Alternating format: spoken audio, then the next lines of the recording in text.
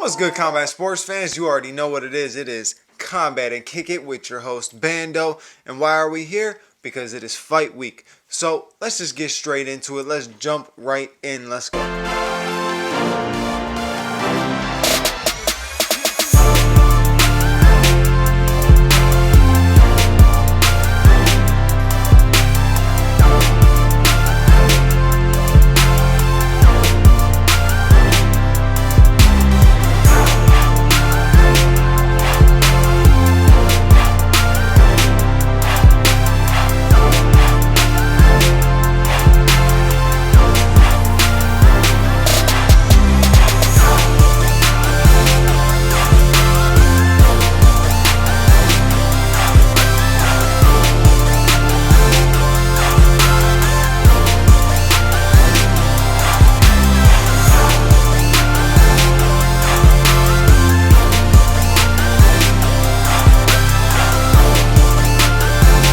So UFC 289 is this Saturday. This is the card with Amanda Nunes going up against Irene Aldana. This is also the return of Charles Oliveira going up against Beneil Dariush. We got some big matchups on this card. So you already know I have to come through with the breakdown. What else am I supposed to do? This is my job. This is what I do.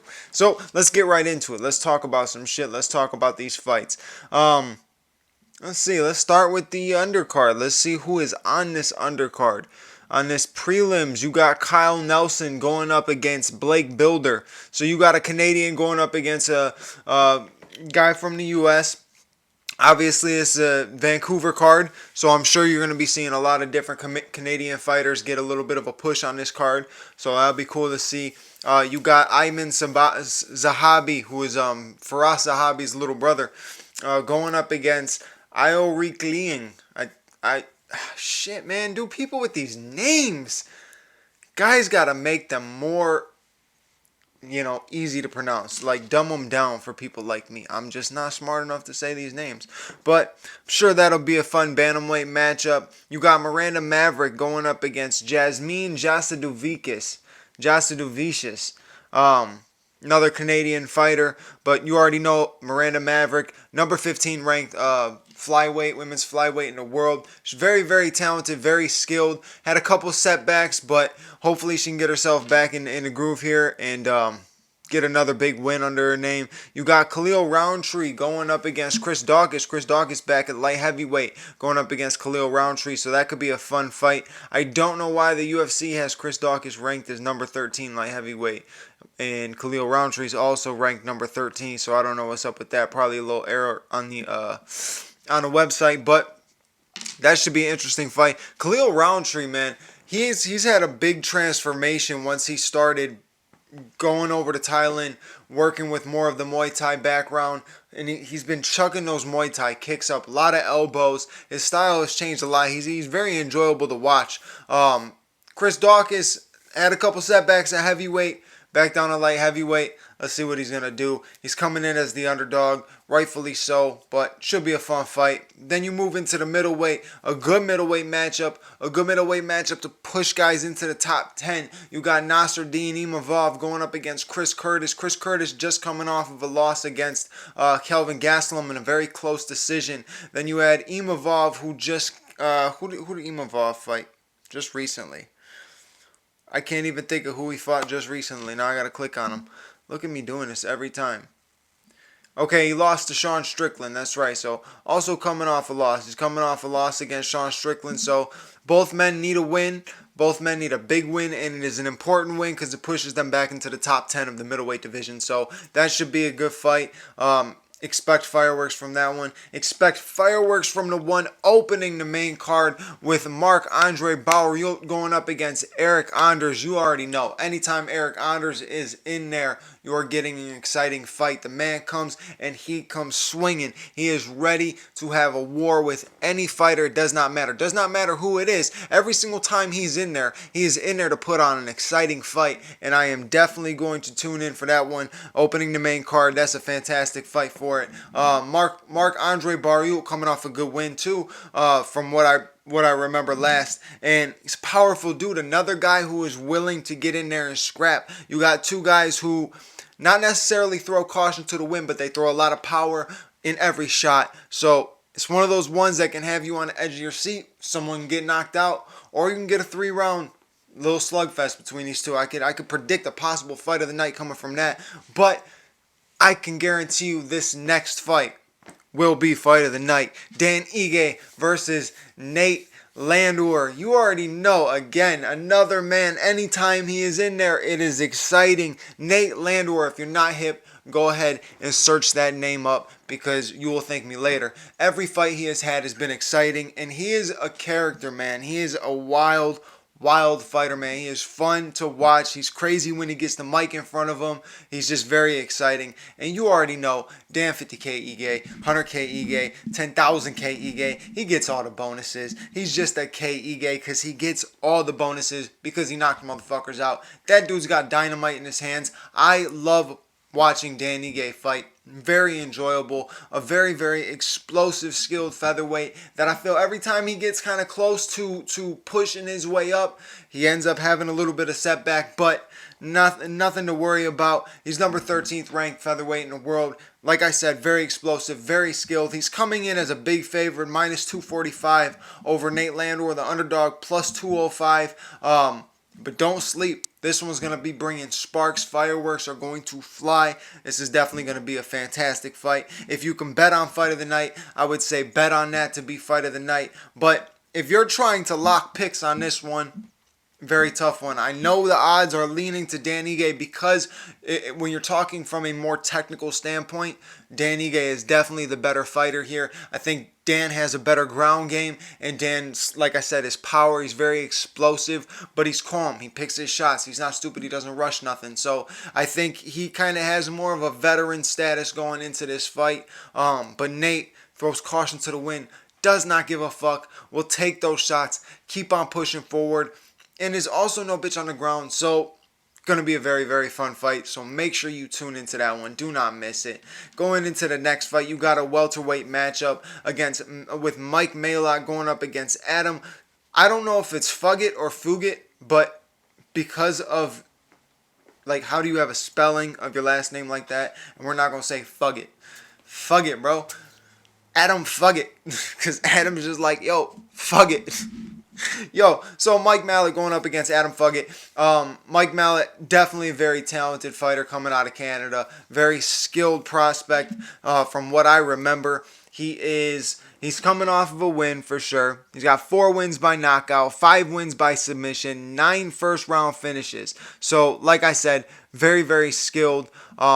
Gonna be an exciting fight. Let's break down, or not break down, but let's get into some of this man's stats. He's got a 42% striking accuracy, 43% takedown accuracy. Man, dude's solid. Dude is solid. So let's see. Oh yeah, he's the one who walked through Mickey Gall in the first round. If you remember that, not too long ago, about a year ago, he beat Mickey Gall, and then he just beat Lanise back in February by submission. So on a 2-fight win streak, that's big. He's going to try to ride that momentum, having a high position on this card. Honestly, surprising to have this high of a position on a card, but he's a prospect that people have been pushing, and I think Canada's behind him. With Adam Fugit, let's see what's up with Adam. What was Adam's last fight looking like? Because I don't remember, if I'm being honest with you. So he got the win over Kinoshita. Let's see. He's got a 58% striking accuracy, 33% takedown accuracy, 4 wins by knockout, 3 wins by submission, 3 first-round finishes. Another one he lost to Michael Morales. So if you're hip to Michael Morales, a 14-0 welterweight, definitely on a come up, definitely someone to watch out for. But yeah, this could be a pretty decent fight. You got a 9-3 welterweight going up against a 9-1 welterweight. Both kind of on a prospect, both on a come up. Like I said, this is definitely a high position for them to get on this card. You know, I wouldn't have mind seeing maybe Imavov versus Chris Curtis or Khalil Roundtree and Chris Dawkins on this main card. But you got to give the prospects some chance to shine. And this is a good card, especially since you got a Canadian prospect coming up. Moving on, we got the co-main event. Now, we're really going to get into the big dog breakdown for this one. Let's jump right into that. The return of Charles Do Bronx Oliveira. You already know it's one of my favorite fighters, so I promise you, I'm gonna try not to be biased in this breakdown, but you know what side I'm rocking with. Just that's how it is. There's no other side I'm rocking with. I fuck with Beneil Dariush very heavily. I respect him, and I've been saying for a while that man is number one contender. But since he doesn't have that locked, you gotta go past the former champ. And this is a very, very exciting co-main event. Now we know this fight was supposed to happen once, got canceled. Here we are, finally getting it. You got a 33-9 Charles Oliveira going up against 22-4 Beneil Dariush. Now you got the former champ Charles Oliveira has already touched the gold. He's felt it. He knows what it feels like, but he also knows what it feels like to lose it. And having that dog behind him, I think is gonna help him a lot in this fight. Now Beneil Dariush never touched the gold, never reached it, never even came close. This is a very, very close opportunity for him. If he can get past Charles Oliveira, you can guarantee that there is no other man in line for that title but Beneil Dariush. Either or, if Charles goes through Beneil or if Beneil goes through Charles, either one, this is a number one contender matchup for sure. Now, obviously in July, we have the BMF matchup between Dustin Poirier and Justin Gaethje in a very exciting fight and an exciting finish. Can definitely possibly jump someone for a number one contender. But I think this Saturday we're definitely going to be watching the number one contender matchup. Now, let's get into this whole thing. Let's see. Why isn't it letting me look at this the way the other one is? All right. So, obviously, we all know Charles' last fight did not go as planned. Came up with the loss against Islam Makhachev. But we already know how skilled he is. 9 wins by knockout. 21 wins by submission. The most submissions in UFC history. He's got a 53% striking accuracy. 40% takedown accuracy. The man is unbelievably skilled. Let's just listen to this man's resume for a minute, because he went on a streak that a lot of people do not talk about, do not give him enough props for. So I'm going to go all the way back to the fight that I said, after I saw him win this fight, I said he's going to be champion of the world one day, just wait and see. And it was up against David Tamer, I'm pretty sure that's David Tamer. He landed a up elbow and just had unbelievably clean, crisp striking in that fight and looked fantastic. After that, he moved on and walked down Nick Lentz and finished him in 2 rounds. Moved on to Jared Gordon, finished him in 1.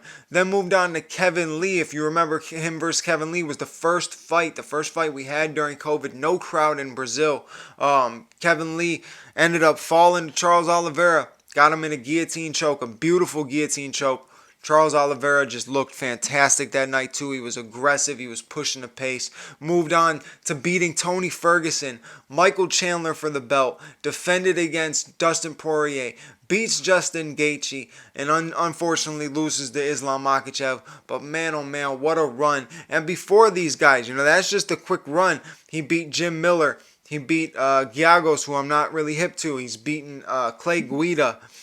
He lost to Paul Felder, that's right. He beat Will Brooks, who, if you're hip to Will Brooks went on to be a Bellator champion. So, high-level guys he has beaten. And best finishing record in the UFC, highest submissions in the UFC, and I think there's only one fight he's ever been to that has been to decision, and that's up against Tony Ferguson. That's up against the boogeyman, El Kukui. So, Charles Oliveira, there's reasons why I'm a big fan of him, and that's just to name some of them. Not only that, I like his style of fighting. I love to see him on the ground. The transition he has in jiu-jitsu are some of the most the craziest transitions I've ever seen. I mean, what he was doing to Tony, the different transitions, the way he was moving from armbar to triangle, just different. He's crazy, man. He's creative and he's slick, and I love watching Charles Oliveira. But like I said, I enjoy watching Beneil Dariush as well. You know why? Because Beneil is a powerhouse. If you watch that last fight, he's coming off a win against Mateusz Gamrot. Beautiful win, and he was a powerhouse in that fight. He was hitting Mateusz with some heavy shots that most guys, I can guarantee you, probably would not walk through. And Mateusz kept getting up from him. Shout out to him. But Beneil looked phenomenal in that fight. And at that point, I said, this guy needs a title shot. He has to get one. And unfortunately, things happen. You got Volkanovski who bounced up and got the title shot. I mean, that's the number one pound for pound. So understandably so, he got that title shot. But Beneil sitting, waiting for his chance on a win streak, doing his thing, getting good wins. He's got a 49% striking accuracy, 34% takedown accuracy, 8-fight win streak, 5 wins by knockout, 8 wins by submission. Now, definitely not as many as Charles Oliveira, but he's been doing his thing. He's coming off wins against Mateusz Gamrot, Tony Ferguson, Diego Ferreira, Holtzman, Drakkar Klose. That Drakkar Klose fight, that one had people out of their seats. That was back and forth, coming with a huge finish. The thing about Beneil is very powerful, and he's not very explosive, but he's powerful. He packs a big punch, and he has very, very good wrestling. He has that blanket style wrestling. I think in this fight, his keys to victory are countering Charles when Charles comes in. If he can counter Charles with heavy shots to make Charles not want to engage as much, I think he has a better chance. Now, if this goes to the ground, he cannot be stagnant. He was stagnant against Tony Ferguson and kind of just laid in position, was kind of blanketing Tony. He was working for submissions but wasn't getting them. He cannot be very stagnant against a guy like Charles Oliveira. You give Charles too much time to get comfortable on the ground, he will end up submitting you. If you watch Islam, when Islam drops him, Islam rushes him. He gives him no chance. He rushes him, blankets him immediately, gets him in the arm triangle choke. End of story. With this fight, Beneil cannot be stagnant on the ground. He has to be working at all times if he's going to take this fight to the ground. Now, the keys to victory for Charles, the same things that win him mainly all of his fights, he has to go ahead and do. Body shots. He's got to work the body, the kicks to the body, the knees to the body, the different clinch, the works, the uppercuts. He's got to fight his fight. He's got to get comfortable. He's got to do his thing, right? Obviously, we've seen Charles get tagged in the first round, come back. That's a common thing. But I don't think he wants to take too many shots from a guy like Beneil Dariush. So fight your fight smart, a lot of body work, tire him out, get a submission in the second or third round, call it a night. But I think this is going to be a fantastic fight because you got two guys who are really, really trying to chase it. You got a guy who hasn't, like I said, touched gold yet, and a guy who touched gold, lost it in a way, really hurt him, but he's ready to come back for it. So I'm rocking with Charles Oliveira in that one, but fantastic matchup and clear number one contender in my opinion. Moving on to the main event, we got another fight that I love because I am a big fan of Irene Aldana. Now, if you know me, I've been speaking about her for a while, saying that she might be the future of this division. She might have that strap around her waist one day. Well, here's her chance. Going up against Amanda the Lioness Nunes, the GOAT of women's MMA. Hard to argue. A lot of people may, but it is very hard to argue. The double champ, although she doesn't defend much in the 145 because there's not much for 145, she still is a double champ. Now this matchup is huge. Now Amanda, we already know about Amanda Nunes. Not much to really break down. She's 22-5, 13 wins by knockout, 4 wins by submission, 14 first round finishes. For a female fighter, that is huge to say. Honestly, you don't hear that much. A lot of these fights go to decision. Now, no hate on any of the women fighters, but a lot of these fights do go to decision because they're just not packing the power that's sleeping people. That's why Amanda has such the nod that she does, because she's a finisher. She goes out there and she gets better each and every fight. Now, her last 2 fights, in my opinion, were not the best Amanda Nunes we've ever seen. But she's going into this one. It's going to be mainly a striking contest. And overall, she definitely has the nod on the ground for this one. So, my key to victory for Amanda, work your ground. Wrestle a little bit. She's got a 52% striking accuracy and 57% takedown accuracy. When she shoots, she scores. She gets what she wants. She is a very, very what can I say? She's an alpha, bro. When she's in there, she's an alpha. She's the boss. She dominates the fight. When she starts getting things going, it's very rare when it changes over, right? Now, Juliana Pena got her in that one fight. A lot of people are going to call it fluke. I'm not sure what it was, but it wasn't the best Amanda Nunes we've ever seen. But she got her. Amanda Nunes came back avenged her loss, which to me is something that continues on to stack on top of that GOAT status. That shit helps right there. You know, fucking GSP's done it. Now, John Jones has never had to come back from any losses, but came back from a lot of shit and fought the same guys that people said he almost lost to, like Alexander Gustafsson, and put up another fight up against DC, which was a close fight, or not a close fight, but, you know, a back and forth competitive fight. Muhammad Ali back in the day came back, avenged his losses. Sugar Ray Leonard came back, avenged his losses. These guys, they come back and avenge his losses.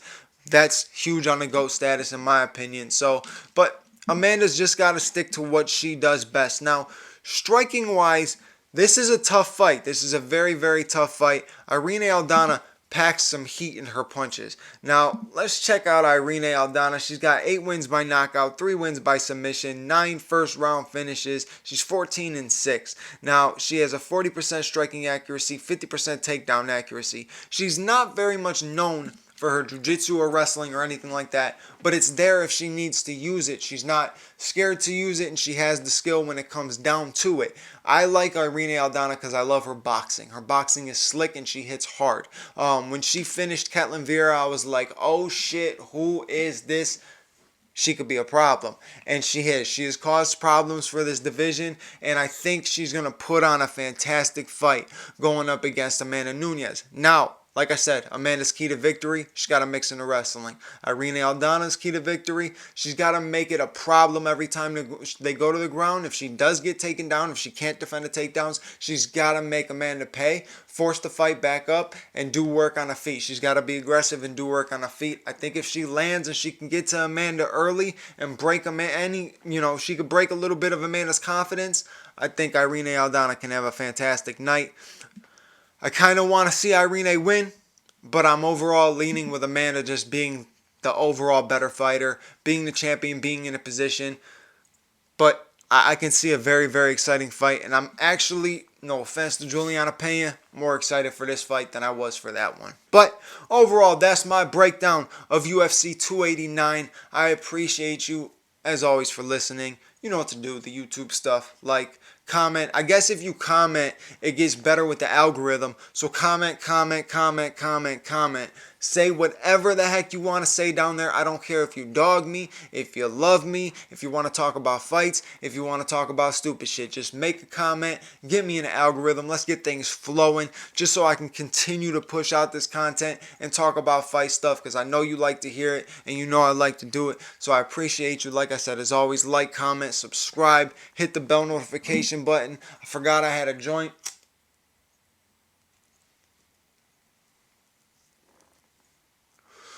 And as always, I'll catch you on the next episode. Thanks for watching. Peace.